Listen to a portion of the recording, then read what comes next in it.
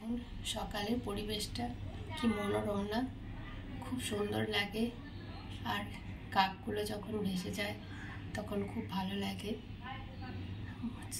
আর পাখিগুলো আকাশের নিচে যখন ভেসে যায় তখন খুব ভালো লাগে। আপনাদের সঙ্গে ভিডিওটা শুরু করছি। দেখুন খুব ভালো লাগে। আর এই কলকাতাতে তো এরকম গাছপালা দেখা যায় না, কিন্তু আমার এই জায়গাটাতে এত সুন্দর গাছ দেখা যায়, খুব ভালো লাগে। চলুন তাহলে ভিডিওটা শুরু করা যাক এক মনোরম পরিবেশ দিয়ে। আজকে গ্যাসটা আমি জেলে নিয়েছি, কড়াইটা বসিয়ে দিলাম। এরপরে একটু সর্ষের তেল দিয়ে দেব। এবং এই রান্নাটাতে উপকরণ লাগবে টমেটো, রসুন, পেঁয়াজ আর কাঁচা লঙ্কা চেরা। এটা অপশনাল, যদি আপনারা ঝাল খেতে পছন্দ করেন তাহলে দেবেন, না হলে দেবেন না। তবে 1-2 লঙ্কা দিলে টেস্টটা ব্যালেন্স হবে। আর তার সঙ্গে লাগবে সেদ্ধ করা ডিম আর আলু। আমি এইভাবে কেটে নিয়েছি। তো চলুন ভিডিওটা স্টার্ট করা যাক। কড়াই এমনিতেই সর্ষের তেল একটু ছিল, সকালবেলায় ব্রেকফাস্ট করার জন্য একটু আলু ভেজেছিলাম, আলু ভাজা দিয়ে মুড়ি খেয়েছিলাম। তো এরপরে কড়াইয়ে সর্ষের তেলটা দিয়ে দেবো। কড়াইটা গরম হয়ে গেছে। আমি 6টা ডিমের রান্না করব, আর সামান্য এইটুকু তেল দিলেই হয়ে যাবে। খুব বেশি পরিমাণ তেল এটাতে লাগে না। তো কড়াইটা গরম হলে রসুন, থেতো করা রসুনটা দেব। কড়াই না, তেলটা গরম হয়ে গেল, থেতো করা রসুনটা দেব। যেহেতু অফিস আছে, একটু তাড়াতাড়ি আছে, এবং এটা কিন্তু 15 মিনিটসের মধ্যে, 15 মিনিটসও লাগে না, 10 থেকে 12 মিনিটের মধ্যে রান্নাটা হয়ে যায়। আর এই ডিমগুলো কিন্তু আমি অ্যাকচুয়ালি ভাজবো না। প্রথমে থেতো করা রসুনটা দিয়ে দেবো, একটু নাড়াচাড়া করে নেব।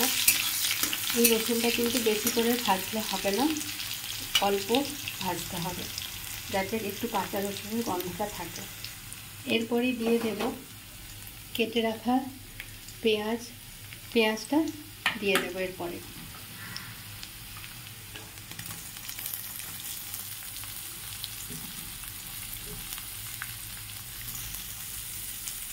পেঁয়াজ, টমেটো সব একেবারেই দিয়ে দেব। আর হ্যাঁ, টমেটোগুলো কিন্তু এরকম করে কাটবেন, তাহলে খুব তাড়াতাড়ি হয়ে যাবে।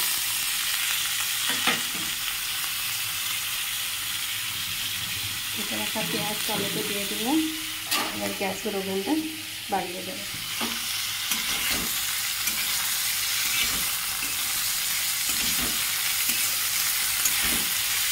যেহেতু সকালে অফিস তাড়াতাড়ি আছে, এবং যারা অফিস যাচ্ছে বা বাড়ি থেকেও অফিসে যায়, তাড়াতাড়ি রান্না করতে হবে। তো এই রান্নাটা একবার করে দেখবেন, যেমনি সুস্বাদু হয় তেমনি তাড়াতাড়ি হয়। এরপরেই আমি ঢাকা দিয়ে দেবো। হ্যাঁ, ঢাকা দেওয়ার আগে কেটে রাখা আলুগুলো আমি এর মধ্যে দিয়ে দেব। আলুগুলো এর মধ্যে দিয়ে দিলাম। একদিকে ভাত বসিয়ে দেবেন আমার মতন। আমার ভাত তো অলরেডি হয়েই গেছে, এই যে ধোয়া ওঠা ভাত হয়েই গেছে অলরেডি। আর একদিকে ভাত বসিয়ে দেবেন, আর একদিকে এই রান্নাটা করতে থাকবেন। দেখবেন ভীষণ সুস্বাদু হয়, এবং খুব অল্প সময়ের মধ্যে রান্নাটা হয়ে যায়।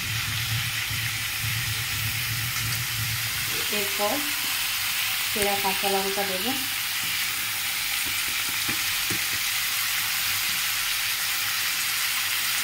দিয়ে আমি ঢাকা দিয়ে দেবো। ব্যাস, নেড়ে চেড়ে নিয়েছি। এরপরে এখন লবণ হলুদ কিছুই দেবো না। এরপর আমি ঢাকাটা দিয়ে দেব। ঢাকাটা দিয়ে দেব।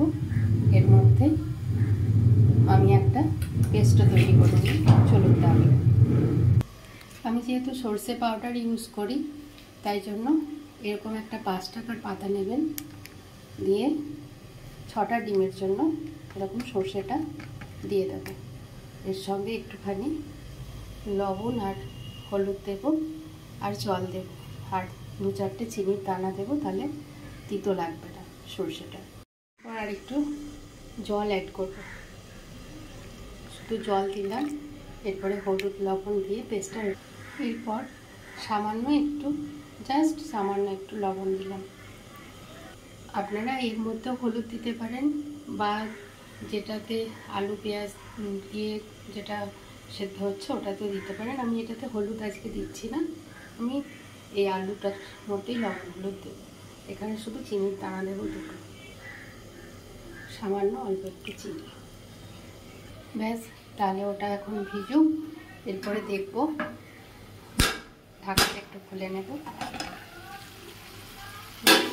টমেটো দিয়ে পেঁয়াজ দিয়ে অনেক জল বেরিয়েছে, অনেক না মোটামুটি জলটা বেরোবে।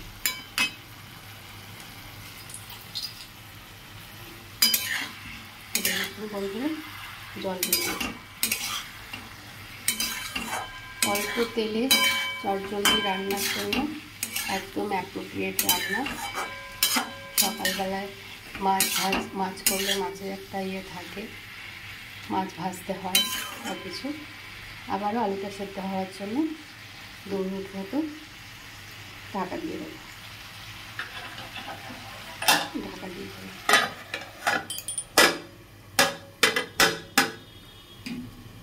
খুব তাড়াতাড়ি রান্না হয়। এরপরে আমি ডিমগুলো 2 ভাগ করে কেটে নেব। পরিমাণ মতো এবারে লবণ দেবো। এবার একটু নাড়াচাড়া করে নেব। আলু একদম সেদ্ধ হয়েই গেছে।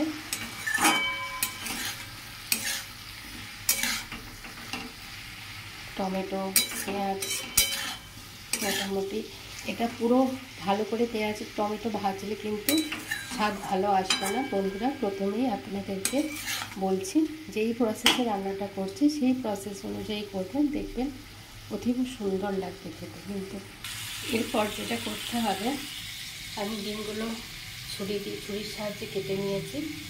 এরপরে একটা করে ডিম এরকম সাজিয়ে দিতে হবে।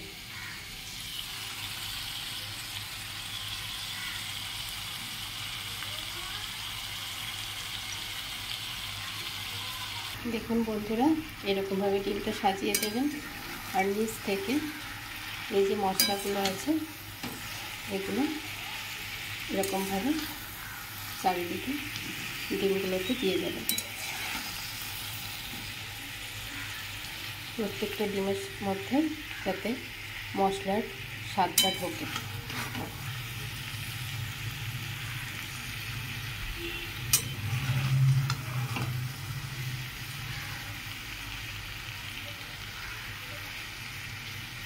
আলতো হাতে জিনিসটা করতে হবে।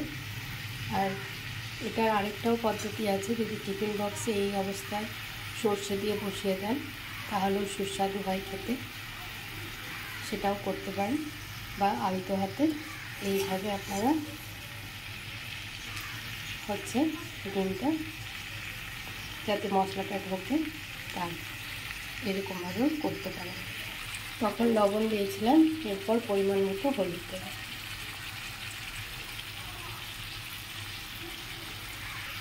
পরিমাণ মতো হলুদ দিয়ে দিয়েছি।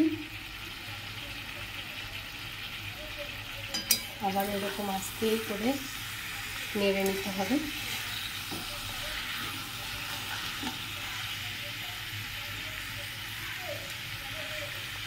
যাতে ডিমগুলো না ভাঙে সেই চেষ্টাই করতে হবে। হালকা হাতে একবার নেড়ে দিলে খুব ভালো লাগে। দেখুন খুব কালারফুল লাগছে না, খেতেও খুব সুন্দর হয়। রিকোয়েস্ট রইল আপনাদের, আর যদি এটা ভাপা করে এরকমভাবে দেখাতে বলেন সেটাও কমেন্টের মাধ্যমে জানাবেন, আমি সেটাও করে আপনাদের দেখাবো। এরপরেও সর্ষেটা দেব। যদি টিফিন বক্সে আপনারা করেন এই রান্নাটা, ভাপে সেদ্ধ করেন, তাহলে সামান্যতম জল দেবেন।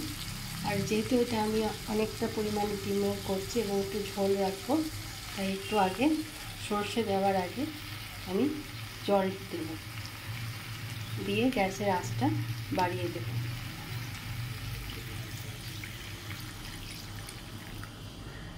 আর একটু জল দেব, আর একটু জল দিয়ে দেব।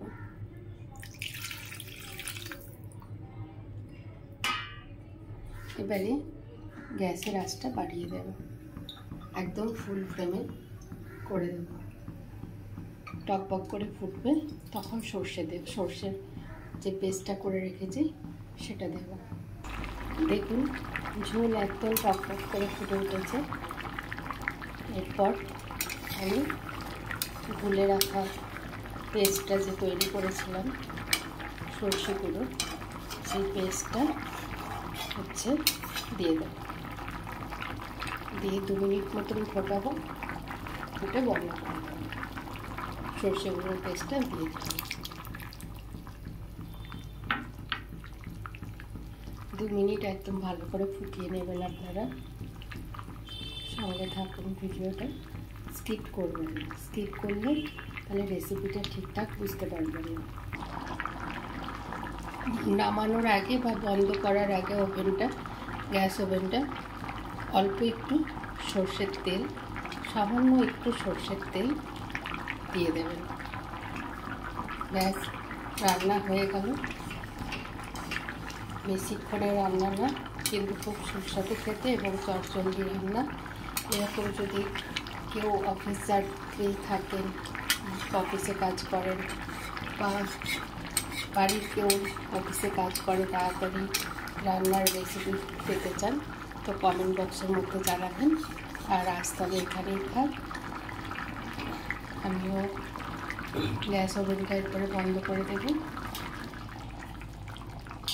আজ তবে এখানেই থাক, বাকি কথা পরে হবে নেক্সট ভিডিওতে। সবাই ভালো থাকবেন, সুস্থ থাকবেন, সাবধানে থাকবেন। আর যদি ভালো লাগে তাহলে প্লিজ ভিডিওটিতে লাইক করে, কমেন্ট করে, শেয়ার করে পাশে থাকবেন। পাশে থাকার, শেয়ার করে পাশে থাকার বা ফলো করে, পেজটি ফলো করে পাশে থাকার অনুরোধ রইল। আজ তবে এখানেই থাক, বাকি কথা নেক্সট ভিডিওতে দেখা হচ্ছে। টাটা।